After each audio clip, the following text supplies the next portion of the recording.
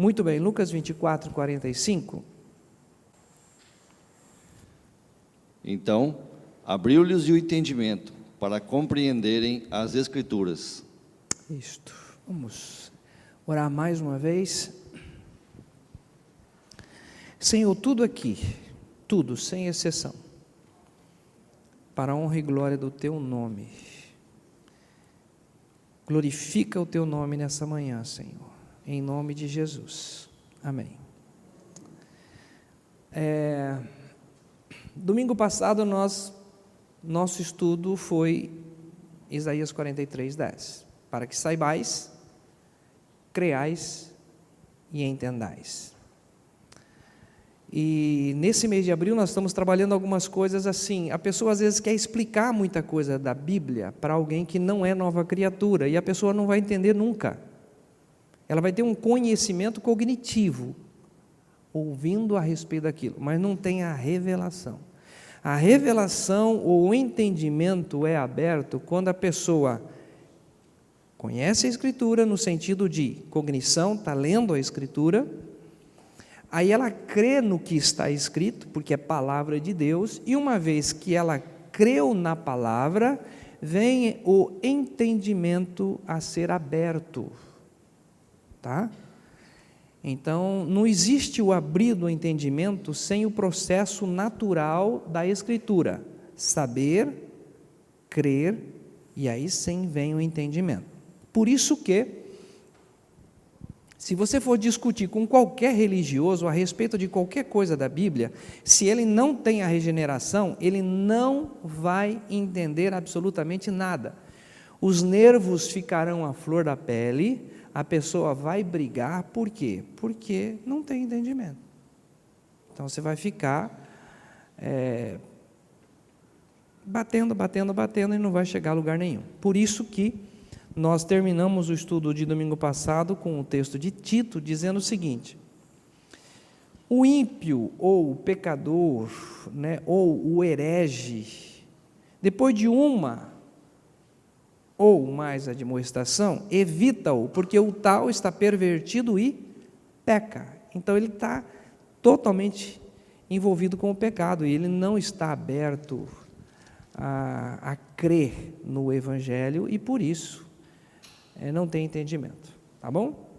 Então, partindo desse princípio, nós seguimos aqui na questão de Lucas 24, 45. São duas coisas importantes aqui nesse texto. Então, abriu-lhes o entendimento. Então, vamos ver essa primeira parte da seguinte forma. Alguém já pediu, ou um filho já pediu para você orar por ele na questão da prova? Tem algum pai aqui que o filho pediu para que orasse? Pediu? O meu pede sempre: pai, ora por mim, vou fazer a prova hoje. Você estudou, filho? Não, não estudei, então esqueça. Não vou orar. Porque é muito fácil assim, né? Como que abre o entendimento? Primeiro, ele já tinha o conhecimento das Escrituras, tá? Esse conhecimento acontece. Depois que você conhece no sentido de leitura, aí Deus abre o entendimento. Então, quando eu oro pelo filho ou pela filha a respeito de uma prova, é para que o Senhor faça lembrar aquilo que foi lido, aquilo que foi estudado, porque não vai descer agora um anjo do céu e vai trazer a revelação de uma coisa que eu nunca vi. Não, não é nada disso. Então, aqui acontece o seguinte: o Senhor Jesus abriu o entendimento deles, porque eles já tinham o conhecimento, eles andavam com Jesus, eles já tinham aí essa parte do conhecimento dos profetas e tudo mais. Na segunda parte desse versículo, vem o seguinte: então abriu-lhes o entendimento para a compreensão das Escrituras. Então, a leitura da Escritura já acontece. Tem pessoas que leem a Bíblia 70 vezes, 30 vezes, 40 vezes, mas sem entendimento. Sem entendimento. E sem entendimento a pessoa entra num grande conflito. Agora, quando Deus abre o entendimento, a pessoa passa então a compreender as Escrituras. É diferente, tá bom? Dado essa primeira informação, nós vamos para Romanos, capítulo 10.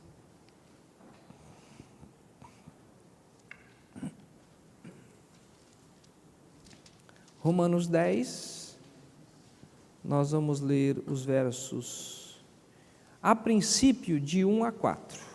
Romanos 10, de 1 a 4.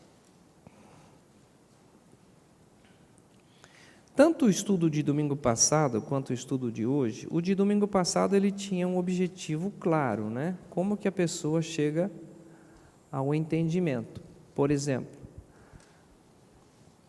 pela fé entendemos, pela palavra, que os mundos foram criados. Então, eu posso debater com o criacionista ou com a questão da evolução, posso debater várias coisas, mas a pessoa só vai entender pela fé. É só pela fé. Então, não tem como explicar isso, tá? E hoje também ele tem um propósito, o estudo tem um propósito. Qual é o propósito?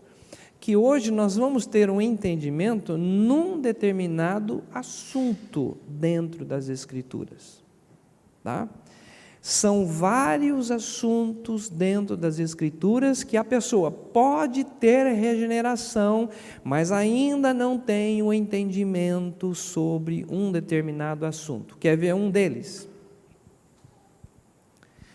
Lá em 1 Pedro diz assim, falando para mim, homem, falando para o Devanil, falando para o Fernando, falando para nós, homens. Coabitai com ela com entendimento, dando honra à mulher como vaso mais frágil. Homens. As mulheres podem jogar pedra em mim quanto quiser, não vai alterar em nada. Continuo com a verdade da palavra. A mulher foi, é e será sempre o vaso mais frágil no relacionamento. Sempre. Sempre. Pode ter uma atitude aí de agora nós dominamos, pode fazer o que quiser, mas sempre será o vaso mais frágil. E se você não tiver, homem, essa consciência, esse entendimento, querer tratar no mesmo pé de igualdade, com discussão, querendo fazer entender que do seu jeito, esqueça, ela é frágil. E ela precisa do seu amor, da sua compreensão, do seu entendimento. Tá? Outra coisa, como que agora eu, regenerado, vou lidar com as finanças? Preciso de entendimento. A Escritura precisa ser revelada a mim, como lidar com esse assunto agora. Então, são várias coisas nas Escrituras que você já tem a revelação da regeneração, mas precisa de muitas áreas aí, porque às vezes a pessoa diz assim, como que é uma nova criatura e está passando por isso? Como que é uma nova criatura e se separou? Como que é uma nova criatura e está acontecendo isso? Falta de entendimento. Tá? Falta de entendimento. Então vamos lá? Romanos capítulo 10, de 1 a 4. Irmãos, o bom desejo do meu coração e a oração a Deus por Israel é para a sua salvação, porque lhes dou testemunho de que tem zelo de Deus, mas não com entendimento. Porquanto, não conhecendo a justiça de Deus e procurando estabelecer a sua própria justiça, não se sujeitaram à justiça de Deus. Porque o fim da lei é Cristo, para a justiça de todo aquele que crê. Isso. Eu às vezes falo do pastor Antônio Abuchaim, mas nem todos conheceram. Né? Se você quiser conhecer o pastor Antônio Abuchaim, você pode entrar no YouTube, escreve lá, quem é Antônio Abuchaim? E lá vai aparecer alguns estudos que ele realizou em Londrina, e você vai olhar, nossa, que homem feio, está bem feio. Né? As filmagens antigamente eram bem feias, e ele assim, é um senhor de idade já, bem feiozão assim, um negócio assim, como é que é o nome desse negócio aqui? É quase que bem feio. Mas você vai conhecer quem é. E no livro dele, Barro em Suas Mãos, tem uma historinha muito bacana, que é assim: ele é homem do sítio, homem da roça, cresceu no sítio. E ele conta que tinha um sítio, alguém tinha um sítio lá, que cultivava uma horta, alface, repolho, rabanete, cenoura, uma fartura a roça. E um belo dia, quando esse senhor acorda, ele vê uma vaca na sua horta, fazendo a festa, comendo alface, almeirão, se deliciando ali. Aí ele olha para o vizinho, morava próximo, o sítio antigamente era tudo meio pequeno, né? Hoje os fazendeiros compraram muitos sítios. Olha para o outro vizinho, chegou lá: escuta, vizinho, é a sua vaca? O vizinho diz: não é a minha. Aí ele já avistou o outro lá distante, correu lá e falou: escuta, é a sua vaca? O terceiro vizinho diz assim: não é a minha. Mas o terceiro era mais, né? Escuta, vamos tirar a vaca da sua horta, depois você procura ver de quem é a vaca, senão ela vai acabar com tudo. Coisa simples, né? Mas coisa tão importante, tão necessário, né? Faz toda a diferença. Então fica muita gente na Bíblia querendo descobrir, querendo saber determinadas coisas, né? Nós comentamos aqui domingo, e como é que vai ser com o índio, com quem que Caim casou, é uns negócios assim que a pessoa fica lá, e é de quem que é a culpa, não é a culpa, essa culpa ou não culpa, a pessoa fica tão fissurado nisso, e perde de vista a essência, o essencial, o necessário. Depois você vai ter a revelação, vai ter um entendimento de todas as coisas, mas vamos partir para o essencial, o necessário. Aqui no texto de Romanos 10, o apóstolo Paulo está despertando o povo judeu. Vale a pena novamente aqui o versículo 1. Vamos lê-lo novamente. Irmãos, o bom desejo do meu coração e a oração a Deus por Israel é para a sua salvação. O que eu quero? Eu quero salvação para todo mundo, eu quero que todos os homens sejam salvos. A vontade de Deus é essa, a vontade de Paulo é esta, salvação. O texto diz: para que haja uma salvação. Versículo 2: porque lhes dou testemunho de que tem zelo de Deus, mas não com entendimento. Gente, depois que a pessoa nasce de novo, ele fica até um pouco desmanzelado, mas o religioso tem zelo. Religioso é um negócio que, se assumir um voto, ele cumpre. Tem religioso que não separa por nada nesse mundo, porque ele casou diante da igreja, diante do pastor, diante do ministro. O religioso, ele é zeloso, ele zela mesmo, ele valoriza as coisas de Deus, mas sem entendimento. Vai na igreja, dá o dízimo, faz corrente de oração, faz não sei quantas semanas de trabalho na igreja, e assume um compromisso no início do ano que não vai faltar um domingo na igreja, e leva isso à risca, brigando, fazendo confusão em casa, é um tindel, mas eu tenho que zelar com as coisas de Deus. Falo disso porque eu vivi isso. Domingo era domingo de ir na igreja. Meu pai e os 8 filhos, todos tinham que ir, todo arrumadinho. O banco era só da minha família. Meu pai sentava de um lado, minha mãe do outro, e os 8, emparelhado. Se um ameaçasse sair, meu pai só olhava, não saía. Se tivesse fazer xixi, você segurava até... Eu não sei porque tem isso na igreja, né? Normalmente vontade de fazer xixi é na igreja. Vontade de beber água é na igreja, não sei porquê, mas acontecia, né? Talvez o pastor muito chato, mas era fato. Então o religioso tem, e Paulo disse assim: olha, vocês têm um zelo que eu fico encantado com o zelo que vocês têm. Estou falando ao judeu, tá? Mas ele diz sem entendimento. Aí vem o versículo 3, vamos repetir. Porquanto não conhecendo a justiça de Deus e procurando estabelecer a sua própria justiça, não se sujeitaram à justiça de Deus. Aqui tem duas justiças, uma própria e uma de Deus, tá? E essa é toda a diferença que nós temos na Escritura com relação ao pecador e ao que é santo em Cristo. Aqui está esse divisor de águas. Aqui o texto diz o seguinte: não conhecendo a justiça de Deus e procurando estabelecer a sua própria justiça. O que é essa própria justiça? Tá? Então nós vamos ver essa própria e depois nós vamos ver a justiça de Deus. E aí, quando nós estivermos na justiça de Deus, é sinal que está acabando o estudo. Olha que coisa boa, né? Vamos ver essa própria justiça. Em Jó 27, versículo 6. Quem está lendo Jó vai ficar muito mais fácil aí a compreensão, né? Esse mês de abril nós estamos fazendo essa leitura. Jó 27, versículo 6. Antes de fazer aqui a leitura do verso 6, Jó, casado, o mais rico, filhos, filhas, uma esposa e uma fartura.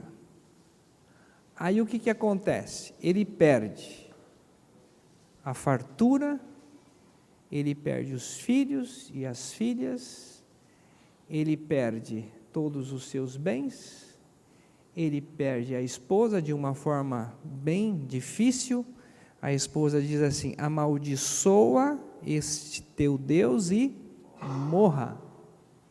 E finalmente ele perde então a sua saúde, ele se torna um homem leproso e então ele é colocado à margem da cidade. O leproso não ficava dentro dos muros da cidade, o leproso ele ficava fora da cidade, e aí ele rapava a sua pele com cacos de telha.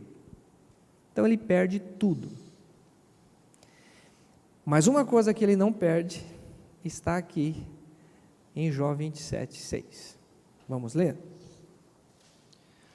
À minha justiça me apegarei e não alargarei, não me remorderá o meu coração em toda a minha vida. Até o capítulo 38, né, quando Deus começa a falar com ele, né? Mas uma coisa que ele não perde é a justiça própria. É Deus que tem algo contra mim. Essa justiça própria, gente, está impregnada no homem. Ele faz correlação, por exemplo, eu sou melhor do que fulano, porque eu nunca matei, eu nunca roubei, eu não estou lá naquela prisão, eu sou melhor do que fulano, afinal de contas, fulano fez tanta coisa ruim, não está preso, mas é ruim. Por exemplo, eu sou muito melhor do que Luiz Inácio Lula da Silva, afinal de contas, ele está preso. Mas não existe, aos olhos de Deus, quem leu a semana inteira o Salmo 14, aos olhos de Deus, ele olha desde os céus, o que ele vê? Ele vê um pecador, ele vê um ser imundo, totalmente destituído da sua glória. Uns são mais corajosos, né, de se expor, de passar por um processo de roubo, tudo debaixo dos panos, e depois ter que encarar a família, os filhos, a sociedade, de tanta coisa que fez. Outros não têm essa coragem, preferem ficar meio na surdina, né? Mas o fato é que é tudo farinha no mesmo saco, não tem diferença, né?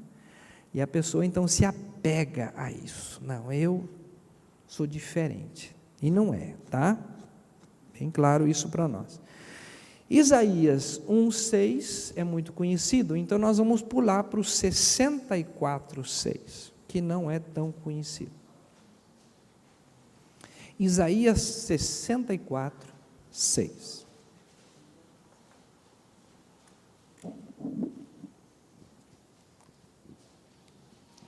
Mas todos nós somos como o imundo, e todas as nossas justiças como o trapo da imundícia. e todos nós caímos como a folha, e as nossas culpas, como um vento, nos arrebatam. Todos nós somos como o imundo.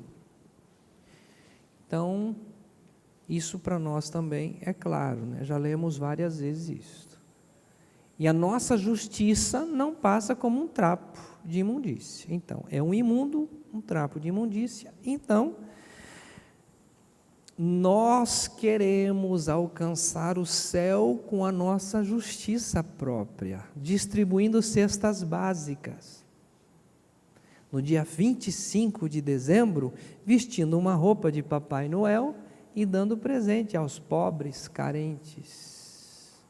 Nós queremos apresentar uma coisa que não somos. Internamente, somos imundos. E a nossa justiça é trapo, se dissolve, não existe solidez, não tem como. Então, isso é muito claro. Paulo está dizendo, olha, vocês, ao povo judeu naquela ocasião, vocês têm um conhecimento da Bíblia fantástico. Vocês tem os escribas, tem os fariseus, dominam o texto da palavra, têm domínio sobre isso. Vocês têm um zelo de Deus que é de tirar o chapéu, a ponto do próprio Senhor Jesus Cristo ter dito, se a vossa justiça não exceder a justiça dos escribas e fariseus, ou seja, eles eram pessoas ilibadas na sua estrutura moral, tá? Mas Paulo está dizendo, tudo isso sem entendimento, isso não foi revelado ao coração de vocês. Então vocês estão fazendo um trabalho com zelo, mas sem esse entendimento, porque vocês estão baseando tudo na própria justiça, e essa justiça é podre, é imunda, ela se dissolve, tá? Mais um texto, aliás, o 1,6 que eu apenas mencionei aqui, é aquele que fala que desde a planta da cabeça até a planta dos pés, o que há? Né? Feridas, chagas podres não espremidas, tá bom? Vamos lá agora para um texto mais ou menos conhecido, Jeremias 13. Jeremias 13, o versículo 23.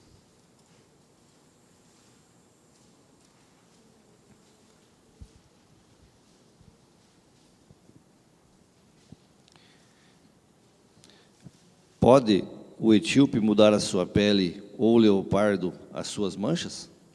Nesse caso também vós podereis fazer o bem, sendo ensinados a fazer o mal? Aqui tem primeiramente uma pergunta, né? Ele está perguntando, profeta, aos que, naquela ocasião, o seguinte, pode o etíope, quem é o etíope? É o negro. Pode o negro mudar a sua cor? Não, não pode. Pode a onça mudar a sua pele, as suas manchas? Também não pode. Então, como é que vocês estão querendo fazer o bem,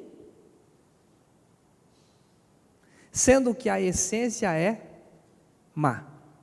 Não pode. Porque tudo o que parece ser bem, parte de uma essência que é má. O espírita quer ganhar salvação através das suas obras, fazendo o bem a todos, distribuindo rendas. Porém, a essência é má. Qual é o objetivo? Atender a necessidade do outro ou a sua própria salvação? Minha salvação. Eu estou indo à igreja porque eu amo o Senhor Jesus Cristo ou porque eu tenho um medo terrível do inferno e eu não quero ir para lá? Tem muita gente que está preso a uma denominação por causa do medo do inferno, medo do juízo final. E aí nós temos então Deus levantando esta questão com o profeta, não tem como fazer o bem tendo uma justiça própria, essa justiça própria é podre. Então, apenas para lembrar, né, nós vamos pular daqui, O Salmo 51, 5 diz: eis que em iniquidade fui formado, e em pecado me concebeu a minha mãe. Então essa justiça não funciona. Vamos voltar lá para Romanos 10 agora? Nós falamos um pouquinho da nossa própria justiça, que é terrível, né? E tem gente que se ofende, magoa, fica triste, mas o objetivo nosso não é agradar pessoas, é levar pessoas para o reino celestial, baseado na justiça de Deus e não na nossa. Tá? Romanos 10, a partir do versículo 6 agora, nós vamos então experimentar, conhecer um pouquinho dessa justiça que é de Deus pela fé. Mas a justiça que é pela fé diz assim: não digas em teu coração, quem subirá ao céu? Isto é, a trazer do alto a Cristo? Ou quem descerá ao abismo? Isto é, a tornar a trazer dentre os mortos a Cristo? Mas que diz? A palavra está junto de ti, na tua boca e no teu coração. Esta é a palavra da fé que pregamos. A saber, se com a tua boca confessares ao Senhor Jesus, e em teu coração creres que Deus ressuscitou dos mortos, serás salvo. Isso, nós vamos parar aqui um pouquinho, e nós vamos seguir nessa leitura até o verso 13. Mas qual é a justiça que é de Deus? Essa justiça é pela fé. Por isso que, Hebreus, sem fé é impossível agradar a Deus. Eu posso ter todo o conhecimento da Escritura, mas sem passar por aquele processo, saber, crer, vem o entendimento. O entendimento agora, uma vez que vem até o meu coração, ele vem mostrar o seguinte: qual é essa justiça? É pela fé, é esse ato, e aqui entra um ato maravilhoso. A saber, se com a tua boca confessares ao Senhor Jesus Cristo e em teu coração creres que Deus o ressuscitou dentre os mortos, serás salvo. É simples assim? É simples assim. Chegou o conhecimento? Chegou o conhecimento. O que eu faço agora? Ele diz: se com a tua boca confessares ao Senhor Jesus e em teu coração creres que Deus o ressuscitou dentre os mortos, serás salvo. É simples, é simples. Aí vem a pergunta: mas como que é isso? Olha lá o versículo seguinte: visto que com o coração se crê. Ué, mas não é com a mente que se crê? Não, é com o coração. É com o coração que se crê. E para a justiça, e com a boca se faz confissão. Abrir a boca, falar. Falar o quê?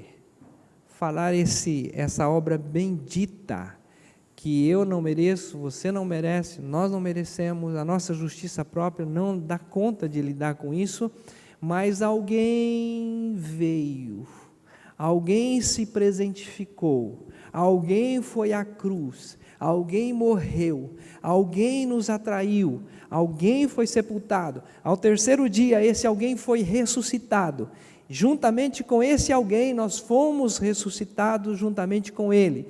O que se chama isso? Graça, superabundante graça. Onde o pecado reinou, vem a graça e faz algo sobrenatural. Por que Deus faz isso com a gente? Né? Por que Ele faz isso com a gente? Porque Deus não divide a sua glória com ninguém. O rico poderia comprar a salvação e dizer: não, mas eu estou aqui porque eu paguei, foi caro esse negócio. O outro poderia dizer assim: não, eu estou aqui, mas Deus sabe o quantas cestas básicas eu distribuí durante toda a minha vida. O outro vai dizer: Deus sabe que toda a minha vida, eu não perdi um culto naquela igreja.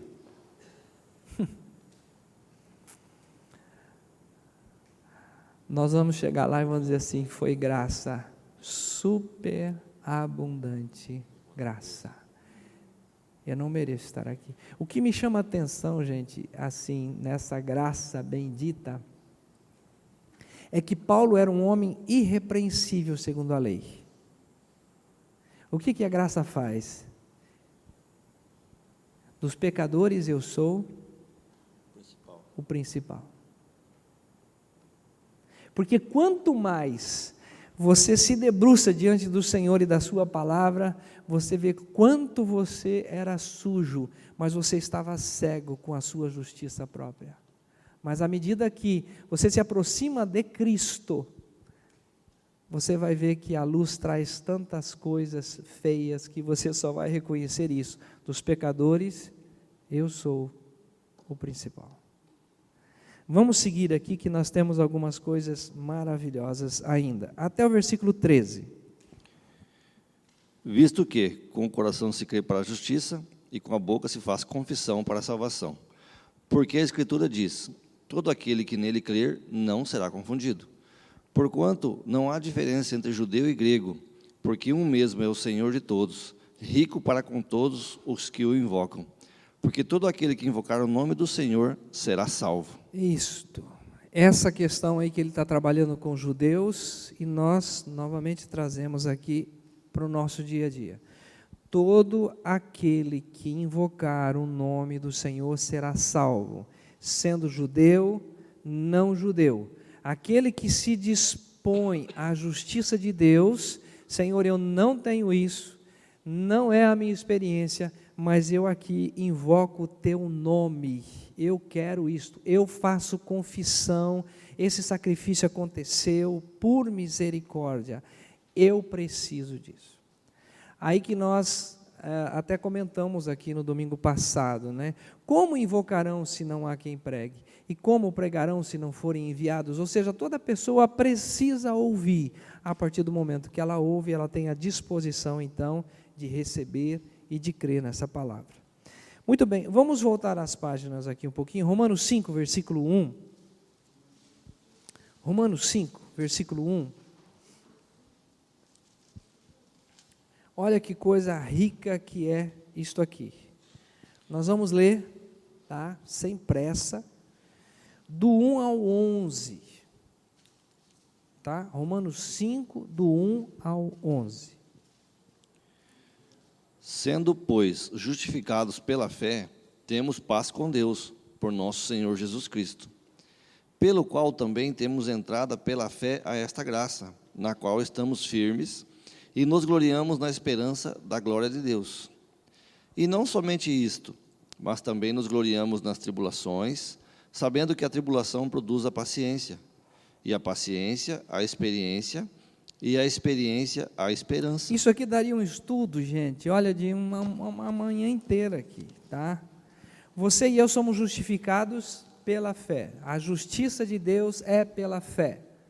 Não tem nada de obras nisso. Isso aqui todos nós conhecemos, mas pela graça sois salvos por meio da fé, e isto não vem de vós, é dom de Deus. Ou seja, esta salvação é literalmente de graça, não está baseada em nada daquilo que você fez ou ainda há de fazer.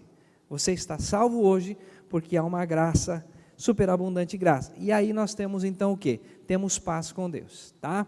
Eu só vou citar aqui, mas Romanos 6,7 diz assim: porque aquele que está morto está justificado do pecado. Ou seja, essa obra que nós estamos mencionando aqui é tudo proveniente do Pai, tá? Pela graça dele. E aqui nós temos então agora uma nova criatura, vai passar por tribulações, vai passar por momentos de cadê minha paciência, né? Deus está fazendo tudo isso em nós porque agora Ele nos trata como filhos. Versículo 5 então. E a esperança não traz confusão, porquanto o amor de Deus está derramado em nossos corações pelo Espírito Santo que nos foi dado. Porque Cristo, estando nós ainda fracos, morreu a seu tempo pelos ímpios. Porque apenas alguém morrerá por um justo, pois poderá ser que pelo bom alguém ouse morrer. Mas Deus prova o seu amor para conosco, em que Cristo morreu por nós, sendo nós ainda pecadores.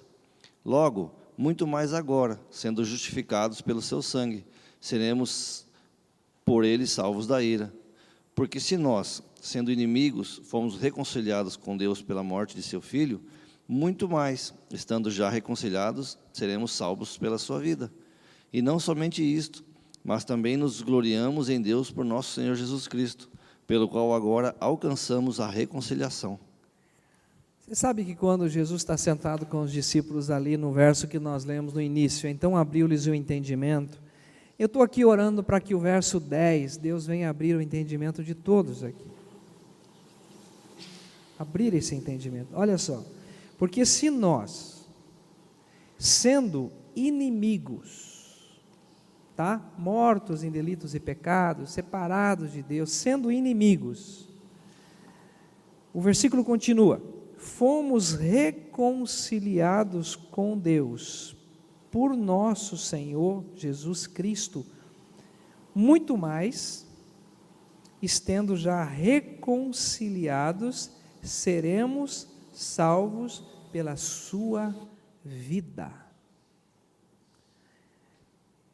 Eu sei que muitos aprenderam e repetem, né, o texto de Gálatas 2:20, e vivo não mais eu, mas Cristo vive em mim, e esta vida que agora vivo-a na fé do Filho de Deus, o qual me amou e a si mesmo se entregou por mim. O segredo do pastor Antônio Abuchaim, e aquilo que nós temos aprendido no dia a dia, ele dizia para mim o seguinte: eu não coloco os meus pés no chinelo, eu tinha o chinelinho dele havaiana, sem reconhecer que eu estou crucificado com Cristo. Ou seja, trazer o morrer do Senhor Jesus Cristo todos os dias, para que a vida de Cristo se manifeste em a nossa carne mortal. Então, você nasceu de novo, o que tem de você? De mim não tem mais nada, só tem aquela podridão que ele lá na cruz, né, fez uma obra. Agora, o que tem? Se você está vendo uma coisa boa, não tem nada meu, não é produto. Isso se chama a vida de Cristo se manifestando em mim e em você, né? Então, isso é algo sobrenatural. Gente, são 2 textos apenas, estou na correria aqui. Aliás, só um. Lucas, capítulo 18. Eu ia citar apenas o 2 Coríntios 5, 14, 15, 16, 17, 18. E quando chega no 21, por exemplo, de Coríntios, ele vai dizer o seguinte, que aquele que não conheceu o pecado, Deus o fez pecado por nós, para que nele fôssemos feitos justiça de Deus. Então é aquele ato de justiça na qual ocorreu na cruz do Calvário. E o 18, que eu também ia citar, que diz assim: tudo isto provém de Deus, que nos reconciliou consigo mesmo e nos deu um ministério de reconciliação. Mas o último texto é esse, de Lucas capítulo 18. Tá? É uma parábola, parece que tão bobinha, mas ela mostra bem esses 2 lados, o lado da justiça própria e o lado da justiça de Deus. Tá? Lucas capítulo 18, do verso 9 ao 14. E disse também esta parábola a uns que confiavam em si mesmos, crendo que eram justos e desprezavam os outros. 2 homens subiram ao templo a orar, um fariseu e o outro publicano. Isso, vamos parar aqui um pouquinho. Se você encontrar alguém em uma denominação que ele quiser levar você para a denominação dele, saiba que essa pessoa está totalmente fora da graça. Tá?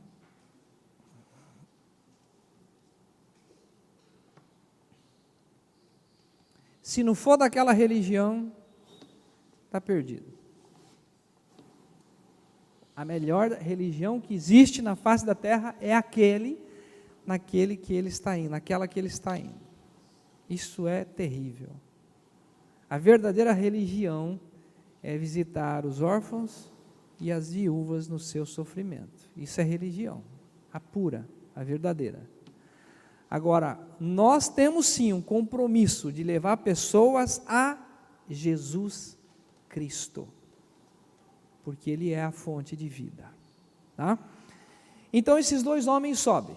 O homem cheio de justiça própria, né? O religioso, aquele que vai mesmo na igreja, aquele que leva a Bíblia ao pé da letra, aquele que conhece de trás para frente e ele faz. Olha o que ele faz. O fariseu, versículo 11, estando em pé, orava para quem? Para ele mesmo. Ele orava consigo, de si para si, né? Orava consigo mesmo, desta maneira: ó Deus, graças te dou, porque eu sou o único na face da terra. Estou mudando aqui, tá? Só tem eu, né? É a música do Roberto Carlos. Esse cara sou eu. Tá? Ó Deus, graças te dou, porque não sou como os demais homens. Os demais homens são o quê? Roubadores, tá? São injustos, são adúlteros, nem como este publicano, tá? Ainda está julgando o pobre coitado do homem, nem como este publicano. Eu jejuo 2 vezes na semana, dou o dízimo de tudo quanto possuo. Esse homem poderia ser diácono da igreja, né? Não podia?